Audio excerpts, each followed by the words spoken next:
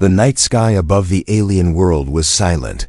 The human explorer John walked carefully through the broken rocks and strange glowing plants. His mission was simple.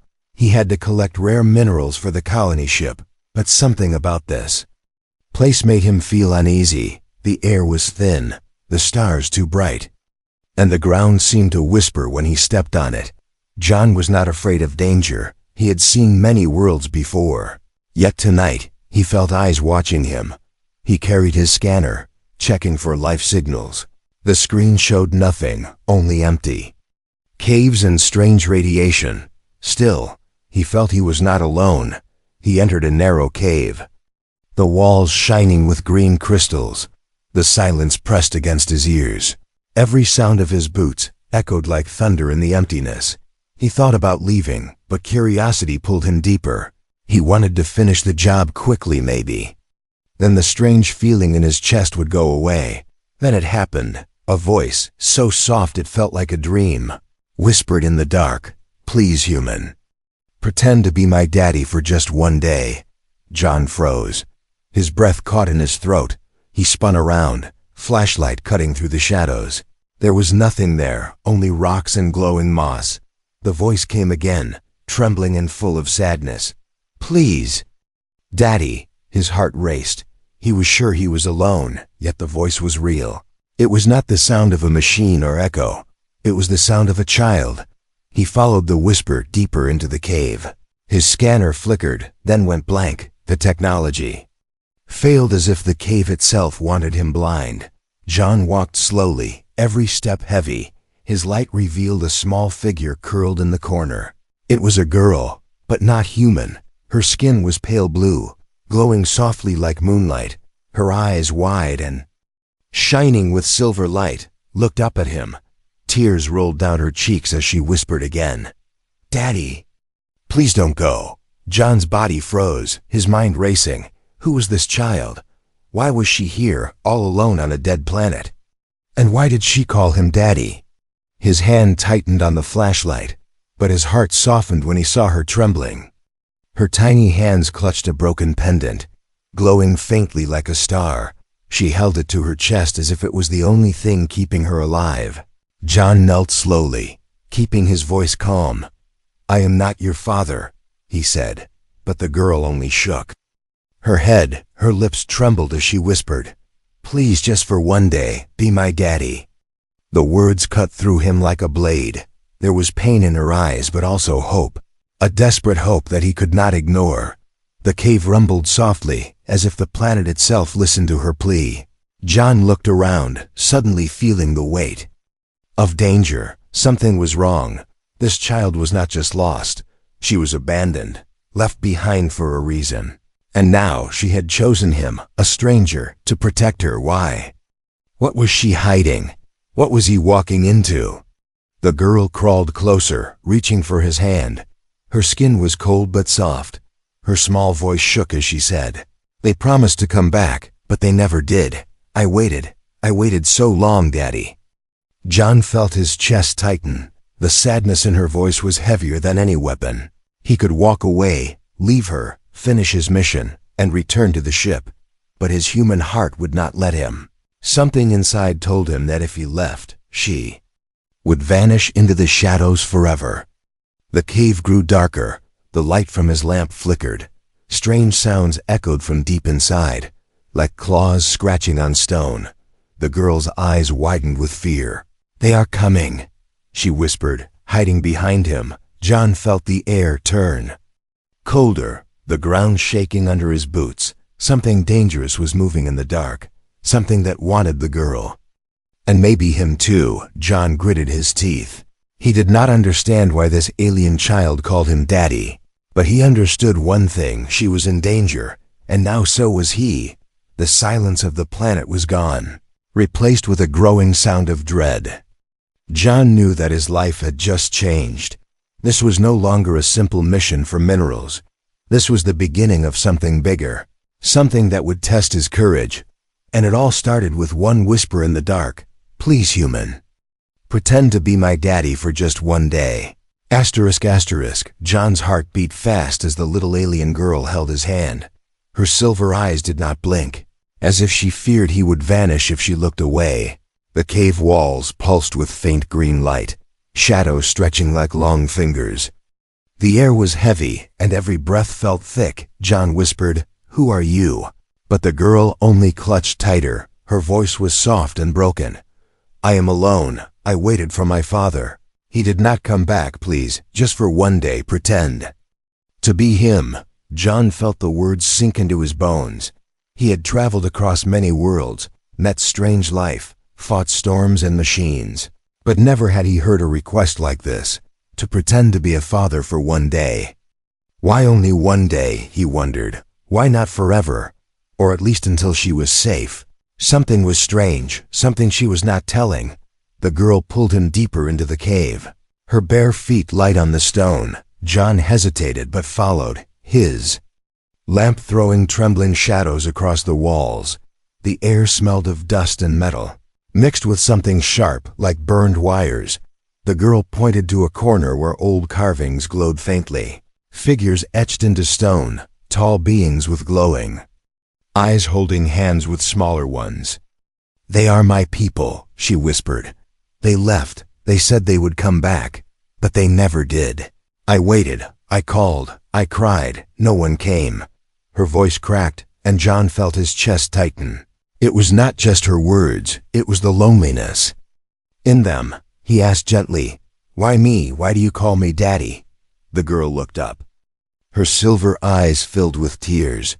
"Because you came. No one else came. You look at me like he did. Your eyes are kind. If you leave, I will be nothing, please, Daddy. Just one day." John wanted to argue, wanted to say he was no father, that he had his own mission, his own life. But when she called him Daddy again, his words died. He saw not an alien child, but a child who had known only pain and waiting. And he knew what it meant to wait for someone who never came. For a moment his own past flickered in his mind, a memory of loss, of someone he once waited for, and how it never ended. The memory cut deep, and he understood her plea in a way he could not explain. "All right," John said softly, his voice almost shaking. "I will stay, just for today." The girl smiled weakly, her tears shining like crystals in the faint light. Her small arms wrapped around him, a fragile embrace. For the first time since landing on the planet, John felt warmth, even in the cold cave. But his instincts warned him something was wrong. Why was she abandoned? Why had her people not returned? Why did she believe she only needed him for one day? One day could not change a life, unless she knew something he did not. The cave trembled again, a soft rumble deep below. John held the girl close and asked, "What is coming? Who are they?" She did not answer, her lips pressed tight, her eyes wide with fear. She only whispered, "Promise me, Daddy, you will not let them take me, not today." Her words were more command than request. The air around them felt charged, as if the planet itself reacted to her fear. John knew he could not leave now. If he left her, whatever hunted her would claim her. If he stayed, he might die. But at least he would not be the man who walked away from a child begging for help. He sighed, his breath heavy. "I promise," he said. Though he did not know how he would keep it, the girl nodded and leaned against him. Tired, her small frame trembling, John thought she might fall asleep, but her eyes never closed. She was waiting, listening, always listening. Hours passed in silence, broken only by faint scratches in the dark tunnels. John tried to scan again, but the device was dead, useless. His lamp flickered weakly, fighting against the thick shadows. The girl began to hum a strange melody, soft and slow. It was not human, but it carried sadness and hope together. John closed his eyes for a moment, and the song painted pictures in his mind. He saw a family of light, tall beings walking with their children, protecting them from the dark. And then he saw the image break.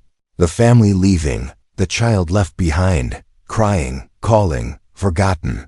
When he opened his eyes, she was staring at him again. "Do you hear them?" she asked her, voice trembling. "Hear what?" John asked. The ones in the dark, they want me. They whisper too, but not like me. They want to take me away. If they do, I will not see light again." John's blood ran cold. The scratches in the tunnels were louder now, closer. Something unseen moved. In the shadows, circling, waiting, and still, the little girl clung to him, whispering one word again and again. "Daddy, daddy, daddy." John tightened his grip on her. He did not understand the danger fully, but he knew he was already part of it. This was no ordinary mission, no simple request. This was the beginning of a fight he never asked for, but could not refuse. He was no father. Yet tonight, in this cave, for this child, he would have to become one.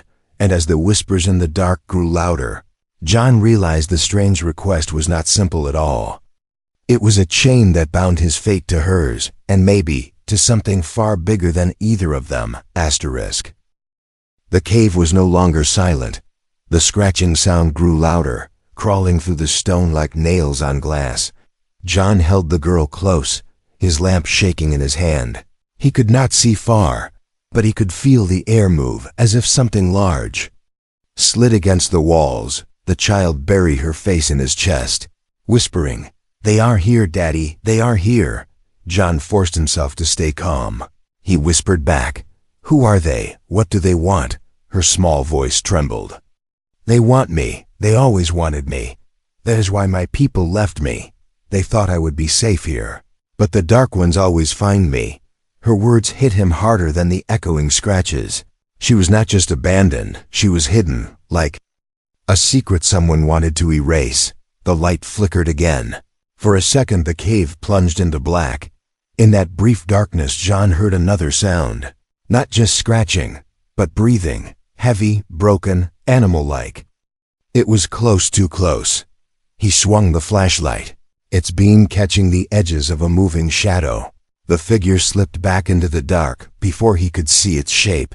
The girl's hands clutched tighter, her nails digging into his suit. "Daddy, promise me you will not let them touch me. If they touch me, I will be gone. I will not be me anymore." John swallowed hard. He had no weapon strong enough, only his mining tool, a sharp plasma cutter meant for rocks. It was not built for battle, but it was all he had. He whispered to her, "Stay behind me." She shook her head, her silver eyes wide with terror. "They can smell fear. They can hear lies. Do not lie to me, Daddy. You cannot fight them forever." Her words cut deep, but he could not give in. He knelt down to meet her gaze. "Maybe not forever, but long enough. I will protect you." For the first time her lips curved into the smallest smile, fragile but real. The scratching stopped suddenly. The silence returned. But it was worse than noise. It was a silence that watched, waited, hunted. John tightened his grip on the plasma cutter, his body tense. He felt the cave floor shift under his boots. Dust falling from above. Something was moving under them. Inside the stone, like a serpent in the earth. The girl whispered, "They are patient. They want you to give me up. They think humans are weak. They do not know your kind yet. Show them, Daddy. Show them why you are different." John's heart pounded. Her words were strange, but they gave him strength. If these creatures thought he would surrender her, they were wrong. Human weakness was also human strength. Compassion, loyalty, stubbornness. These were things no predator could understand. A low growl echoed from the far tunnel. It vibrated in his bones. The girl shivered and pressed her pendant to her chest. The broken charm glowed faintly, pushing back some of the darkness. John realized it was not just decoration. It was a shield, a fragment of alien technology. But the light was weak, flickering like a candle. If it failed, nothing would keep the dark ones from reaching her. The growl grew louder. A shape moved at the edge of the light, tall, twisted, with limbs too long and a face hidden in shadow. Its eyes burned like coals, unblinking. John felt sweat drip down his face. He had faced storms, fire and vacuum, but never eyes like these. The creature did not rush, it only watched, as if testing him, as if waiting for him to step aside. John stepped forward instead, holding the plasma cutter out. The hum of the tool filled the cave with sharp blue light. He stood between the girl and the shadow, his voice steady. "You want her, you go through me." The creature hissed, the sound like knives on metal. The shadows behind it stirred, more shapes rising, more eyes burning in the dark. The girl grabbed his arm, whispering fast, "Do not let them circle us. If they surround us, we are finished." "Daddy, we must move, we must hide." John nodded quickly, his brain racing. He searched the cave with his lamp and spotted a narrow passage to the right. It was small, maybe too small for the creatures, but it was their only chance. "Run," he whispered to the girl. She shook her head, refusing to leave his side. He lifted her in one arm, clutching the plasma cutter in the other. Then he sprinted toward the passage. The ground shook as the creatures moved, their claws slashing against stone. Screeches filled the air, high and piercing. John's ears rang. But he kept running, his boots pounding against the rocks. The passage was tight, sharp stones tearing at his suit as he pushed through. Behind him the creatures shrieked, their bodies scraping against the walls as they tried to follow. But the space was too narrow, their size slowed them. The girl clung to him, her eyes glowing brighter as if feeding him courage. He stumbled, scraped, but never stopped. The sound of claws faded as they moved deeper into the narrow tunnel. Finally, they reached a small chamber, barely big enough for both of them. John set her down gently, breathing hard, sweat dripping down his face. The girl's small hands touched his cheek. "You fought them. You did not run away and leave me. You really are different, Daddy." Her words made him pause. Why did she believe so strongly in him? Why did she call him different? As if she knew something about humans her people had already judged. John leaned against the wall, the plasma cutter still humming faintly in his hand. His body ached, but his spirit burned. The danger was real now. He had seen the enemy. They were not ghosts, not illusions, but living predators, and they would not stop. Not until they claimed the girl, as she curled up beside him. Clutching her pendant, John realized the truth. She was not safe, not for one day, not even for 1 hour, and if he wanted to keep his promise, he would have to fight again. Fight harder than ever before, because the danger was no longer hidden. The danger was revealed, and it was coming for them both. Asterisk. The small chamber was quiet now. The echoes of claws and screeches were far away. Hidden behind the narrow tunnels, John leaned against the cold wall, his breath heavy, his hand still gripping the plasma cutter. The little alien girl sat beside him, her silver eyes glowing softly in the dim light. For the first time since he met her, she was not whispering in fear. She was simply watching him. Her voice broke the silence, soft but clear. "Daddy, why did you not leave me? You could have run faster alone." John looked at her, tired but steady. "Because I promised you, and because no child should be left alone." The girl tilted her head, confusion crossing her face. "Is that what humans do? They keep promises, even when it hurts them?" John gave a small smile, though his body ached. "Not all humans. But some do. I try to." She thought about his words, her small hands tracing the broken pendant she held. "My father made promises too. He said he would return. He said I would never be alone, but I waited, and the waiting never ended." Her eyes filled with tears, but she did not cry loudly. Only a soft trembling breath escaped her lips. John wanted to say something, but no words seemed strong enough. Instead, he placed his hand gently on her shoulder. She looked at it for a long time, then leaned closer, resting her head against his arm. For the first time she seemed calm, not a frightened child, but a child who wanted to belong. Even for a moment, the minutes passed slowly. John checked his lamp. Its power was weak, but it still gave enough light to keep the shadows at bay. The girl hummed again, the same sad melody as before. This time John listened carefully. The song was not just sound, it was a story. He closed his eyes and saw images again, stars, families, battles, and silence. It was the story of her people, leaving, fighting, surviving, and abandoning what they could not protect. When the song ended, she looked up at him, "Did you see it?" she asked. John nodded slowly. "Yes, I saw enough." The girl touched his chest with her small hand. "You carry sadness too. I feel it, Daddy. Why?" John's throat tightened. But he answered honestly, "Because I lost someone once. I waited too, and they never came back." Her silver eyes widened, as if his words tied her pain to his. For a moment, they both sat in silence, two souls from different worlds bound by the same wound. John broke the silence with a question. "What is your name?" The girl blinked, surprised. "My name is Lyra," she whispered. It was the first time she had spoken her name. John repeated it softly, "Lyra," letting the sound roll gently in the air. She smiled faintly, as if hearing her name on his lips gave her strength. Lyra shifted closer, her small body trembling, not from fear but from exhaustion. John tore a strip of cloth from his suit and wrapped it around her feet, which were scraped from the rocks. She watched him carefully. "Why do you do this, Daddy? Why care for me?" John looked into her glowing eyes. "Because that is what being a father means. Even if I am only pretending, I still must do it right."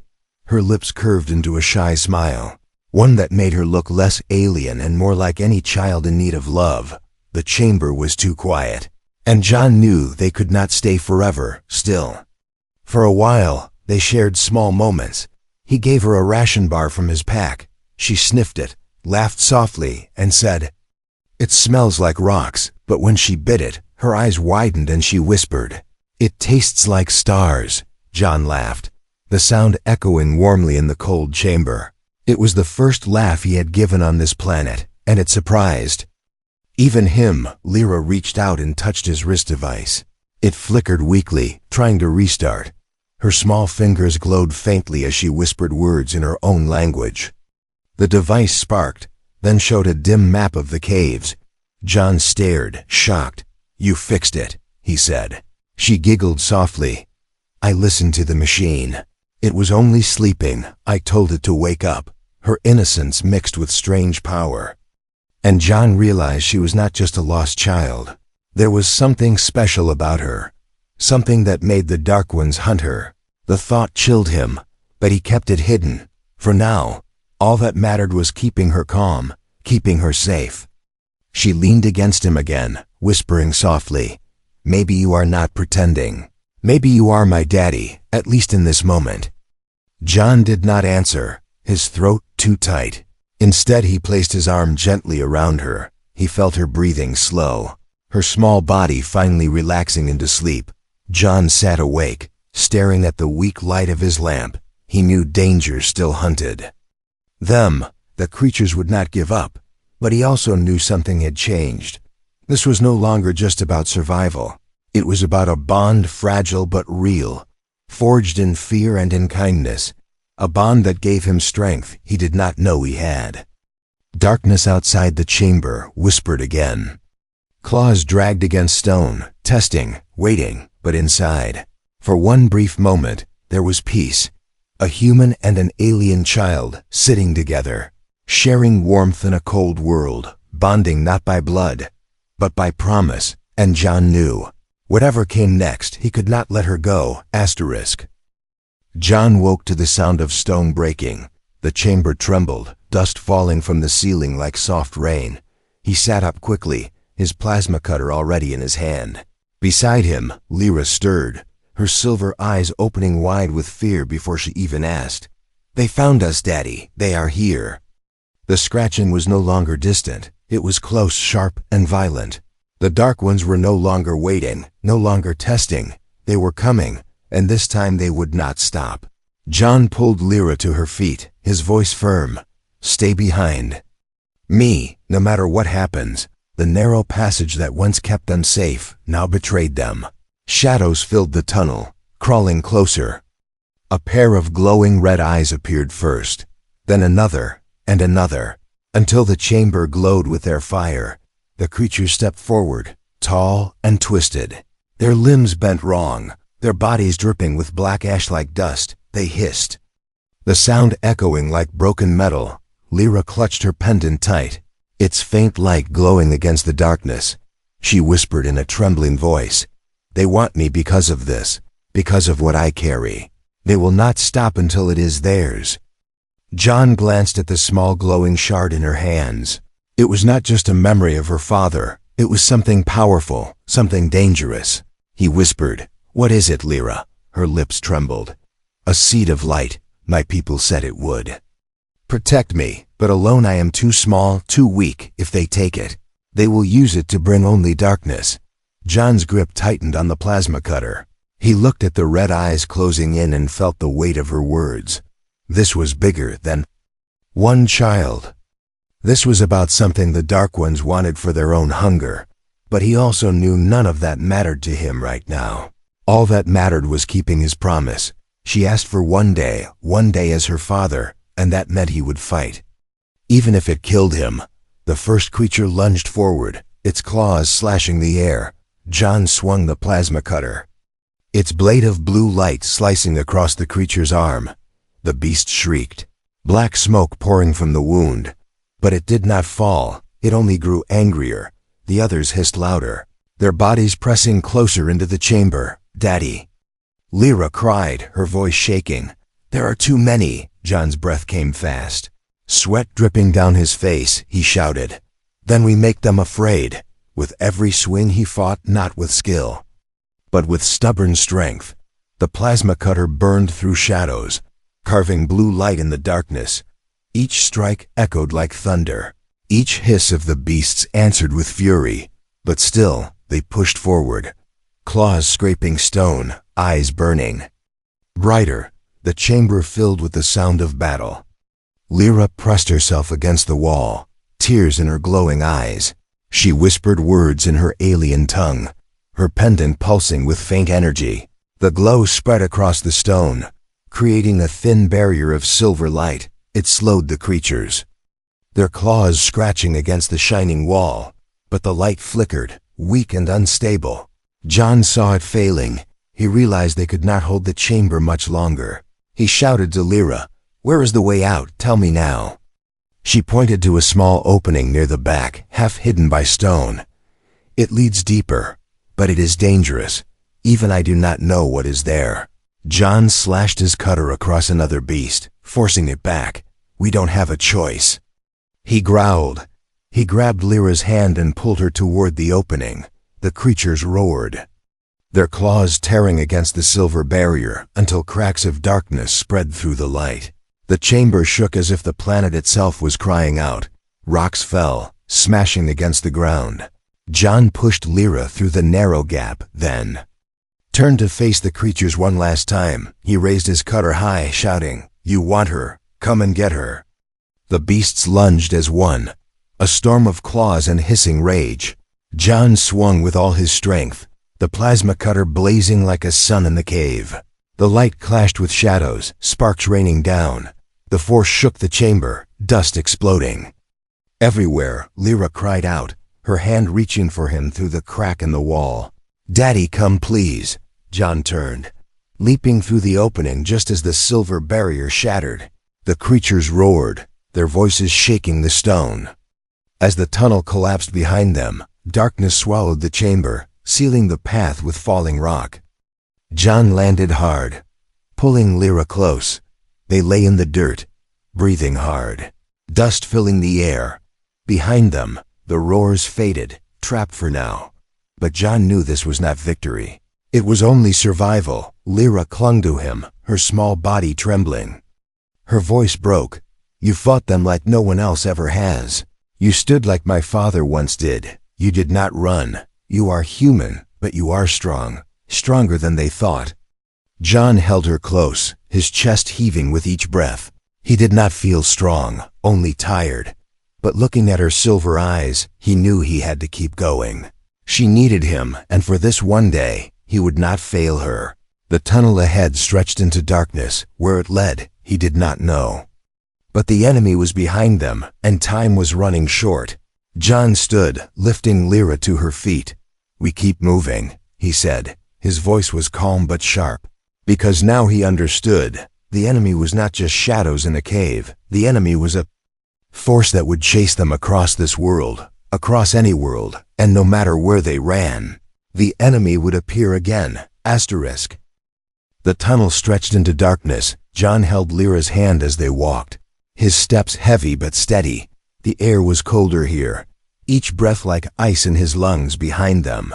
The sound of the collapsing chamber faded, but the memory of the creatures lingered. He knew they were not gone, only delayed. They would dig. They would follow. They would hunt again. Lyra's pendant glowed faintly in the dark, casting silver light across the rough stone. Her small face looked pale, her body trembling with exhaustion. John slowed his pace, kneeling down to meet her. "Eyes, you need to rest," he whispered. She shook her head quickly, fear flickering across her face. "No, if I close my eyes they will come, Daddy. They will take me." John felt his chest tighten. He wanted to promise safety, but he could not lie. Instead, he placed his hand on her shoulder. "Then we rest together, and if they come, I will fight again." Lyra stared at him for a long moment before nodding. She curled against him, her head on his arm, her pendant between them like a fragile flame. John stayed awake, watching the shadows move across the walls. His body ached, his suit was torn, his energy was nearly gone, but he could not stop. Not until she was safe, not until he kept his promise. One day, just one day, that was what she asked, but already it felt like a lifetime. After a short rest, they moved again. Deeper into the tunnels, the walls widened into a vast cavern. At its center stood a broken structure, like the ruins of a temple. Carvings of tall beings lined the walls, their glowing eyes watching from the stone. Lyra gasped softly. "This is where my people prayed for light. This is where they left me." Her words were heavy. John looked at the ruined temple, at the symbols etched into the walls. It felt ancient, yet alive, as if the stone itself remembered. He asked, "Why did they leave you here?" Her voice broke. "Because the seed of light was too dangerous. They thought if the Dark Ones came, they would take me instead, not the rest of my people. I was the price to protect them." John clenched his fists, anger burning in his chest. Abandoned not because she was weak, but because she carried strength. They feared to lose, a child sacrificed, so others could survive. He looked at her small trembling form and felt the weight of her burden. No child should carry this, not alone. Before he could speak, the cavern shook violently. A roar split the silence, deeper and louder than before. From the far end of the cavern, shadows spilled like black fire. The Dark Ones had returned. Stronger, angrier, unstoppable. Dozens of glowing eyes burned in the dark. John pulled Lyra behind him, his plasma cutter glowing weakly in his hand. He whispered, "Stay back, no matter what happens." The creatures rushed forward, their screeches tearing through the cavern. John swung his weapon, slicing through the first that reached him. But for every one that fell, two more appeared. Claws slashed across his suit, cutting deep into his arm. Pain exploded through him, but he did not fall. He pushed forward, shouting, "You cannot have her," Lyra cried, her pendant glowing brighter as if answering his rage. Silver light spread from her hands, creating a thin shield around him, but the shield flickered. Unstable under the weight of so many enemies, she screamed, "Daddy, they are too many. We cannot win." John's eyes burned with determination. "Then I will hold them. You must run. You must live." Lyra shook her head violently, tears streaming down her face. "No, not without you. I cannot lose you too." John grabbed her shoulders firmly, his voice sharp but full of love. "Listen to me. You are stronger than you know. This world needs you, maybe more than I can understand. But if you stay here, we both die. If you run, you live, and if you live, my sacrifice means something." The creatures lunged again, claws raking against the shield. John pushed Lyra toward a crack in the cavern wall, a narrow escape barely visible in the chaos. "Go!" he shouted, his voice breaking. Lyra screamed, "Daddy!" But her body moved, her legs running even as her heart wanted to stay. Tears fell from her glowing eyes, each drop shining like silver fire in the dust. "John, turned back to the creatures, his plasma cutter blazing one last time. His body was weak, his blood staining the ground, but he stood tall, unyielding. A human among monsters, he charged into the swarm, his blade cutting through shadow, his voice roaring with fury. The cavern filled with light and darkness colliding. Lyra crawled through the narrow passage, her sobs echoing behind her. She looked back once, seeing her human protector surrounded. He was only one man, but he stood like a wall, unbroken. His last words reached her through the roar of the battle. "I promised you one day, and I will keep it." The tunnel sealed behind her as the cavern collapsed, the sound of stone crashing swallowed everything. Silence followed, heavy and endless. Lyra fell to her knees, clutching the pendant to her chest. Her tears glowed in the darkness as she whispered, "Daddy, you kept your promise. You gave me one day, and I will never forget." Asterisk. The tunnel stretched into silence. Lyra stumbled forward, her small body shaking, her pendant glowing faintly in her trembling hands. The sound of battle behind her was gone, replaced by the heavy silence of a grave. Dust and stone blocked the way back, sealing John in the cavern where he had made his stand. Her heart ached, her chest heavy, but his words echoed in her mind. "I promised you one day, and I will keep it." She walked through the darkness alone. Every step felt like carrying a mountain. Her voice whispered his name again and again. "Daddy, daddy, daddy." The sound bounced against the stone, a fragile echo fighting against the silence. Finally, the tunnel opened into the surface. The night sky stretched above, filled with strange stars she no longer feared. The cold wind touched her face, but she did not shiver. She held the pendant high, its silver light rising like a signal in the dark. The ground rumbled, but this time it was not claws. It was the sound of ships descending. From the sky came vessels of light, smooth and silver. They landed gently, glowing symbols shining across their hulls.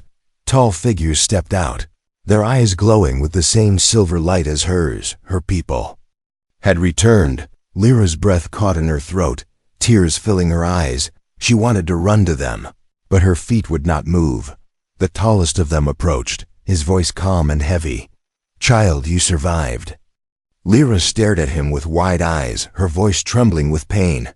"You left me. You said you would return. You said I would not be alone. But I waited, and no one came."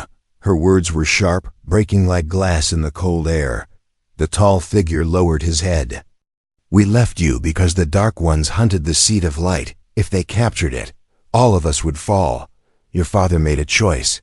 He gave you the pendant, and we promised we would return when the danger passed." Lyra's tears fell, glowing against the dirt. "But you did not return." He did not return. Only the human came. Only he stayed. The alien leader's eyes flickered with surprise. "A human," he repeated softly. Lyra clutched the pendant tight, her voice breaking. "He called himself nothing, but he became everything. He fought them. He promised to protect me for one day, and he kept it. He was my daddy when no one else was." The alien stood in silence. For a long moment, even their glowing eyes seemed dim. Then the leader spoke again. "Perhaps we judged too quickly. We believed humans were weak, fragile, selfish, unworthy of trust. But this one gave his life for you, not because of blood, not because of duty, but because he chose to. That is strength, even we must respect." Lyra looked at the ground, her tears shining like silver stars. She whispered, "He cannot be gone, not completely." As if answering her, the pendant glowed brighter, it pulsed with light, and for a moment, she heard his voice inside her heart. "Lyra, you are not alone. Live and carry this day with you." She clutched the pendant to her chest, crying softly but with strength in her tears. The alien stepped back, giving her space. One of them whispered, "The seed of light has awakened. His sacrifice has bound it to her spirit. It cannot be stolen now. It is part of her." The leader nodded slowly. "Then the child will carry it, and the memory of the human will guide her." Lyra stood taller, her small frame glowing faintly, her voice steadied. He was more than memory. He was proof that humans can be fathers, protectors, warriors, even when they are strangers, even when they have nothing to gain. She raised the pendant high, its silver light spreading across the night. The shadows that lingered on the horizon faded, hissing as they vanished into the dark. The dark ones were gone, at least for now. The aliens bowed their heads to her, but Lyra's heart still ached. She turned once more to the collapsed cave. Her voice whispered into the wind, "Daddy, I will carry you with me, not for one day, but for all days." The stars above shimmered brighter, as if the universe itself answered her. The aliens led her to their ship. Inside, the walls glowed with silver light, humming softly with ancient power. But Lyra held tightly to her pendant, feeling his warmth within it. Her eyes closed, and for a moment she saw him again, standing tall in the cavern, plasma cutter blazing, his voice fierce and kind. A human who was not her father, but who chose to be. For one day, he had given her everything. The ship lifted into the sky. The world below grew smaller. The cave lost in the distance. Lyra pressed her hand against the glass, whispering one last time, "Goodbye, Daddy," but deep inside, she knew it was not the end, for his courage lived in her now, bound to the seat of light. And as long as she carried it, as long as she remembered, the promise of one day would never fade, because sometimes one day was enough to change everything. Sometimes one day was enough to change the future of a world. And sometimes one day was enough to prove that humans could be more, asterisk.